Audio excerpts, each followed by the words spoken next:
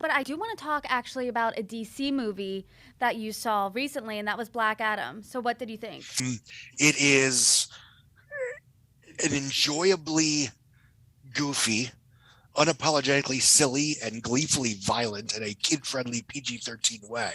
Dwayne Johnson is basically playing to his strength. He's playing an over-the-top, biggest, strongest, mightiest thing ever. And I tend to think he's more fun when he's playing something closer to an underdog, like in Jumanji, where he looked like The Rock, but he was, a shy 10-year-old kid in his body. But I digress. Um, the film looks really big. It is budgeted closer to a Warner Brothers movie than a New Lines movie, so it will have to actually do well globally. Um, it it looks different enough from the previous DC films to stand on its own in the same way that Birds of Prey did not look like Aquaman, and Aquaman did not look like Wonder Woman, and Wonder Woman did not look that much like Dawn of Justice. And that's what people say they want out of the DC films, are these standalone, singular motion pictures that kind of sort of exist in the same universe. I mean, this isn't a spoiler. Viola Davis's Amanda Waller is in the Black Adam from the Suicide Squad.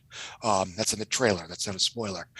So it absolutely takes place in the same universe as, Batman v Superman, Man of Steel, uh, Wonder Woman 84, et cetera, et cetera. It is a lean, mean 2 hour picture, counting credits. There is a mid credit sequence, but whatever. Um, and it's the kind of film that reminded me in a good way of when comic book superhero films were big, expensive, would be tentpoles that were still just one big movie in a slate of other big movies and weren't do or die kingmakers for the studios. So do you think Where, we are if Oh, continue. no, go ahead. Do you think we're going to see a Black Adam 2 then?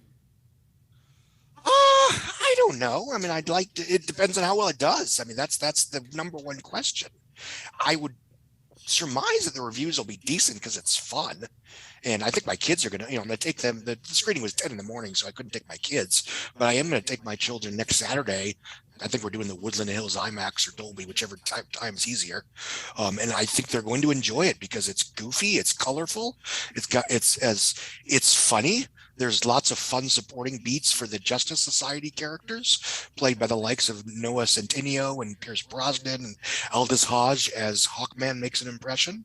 So there's lots to enjoy in terms of these films just being fun tentpoles that don't, that don't hold the fate of the entire industry in their palm, which unfortunately has become the case over the last several years. Um, So I'm not going to ask you to spoil it if Henry Cavill is in the movie, but do you think that's going to get people to go to the theater to see, oh, is he going to make it a cameo as Superman? I think we'll add exactly $100 to $300 in overall domestic box office. I mean, yeah, I don't mean to be a jerk, but I mean, That's not why people are general going. audiences were not, they were indifferent toward Henry Cavill Superman in Man of Steel, Dawn of Justice, and Justice League. I'm not saying they liked him or didn't like him. Honestly, he was very good in all three pictures, regardless of what you think of those films. In the same way that Brown and Routh was very good in Superman Returns.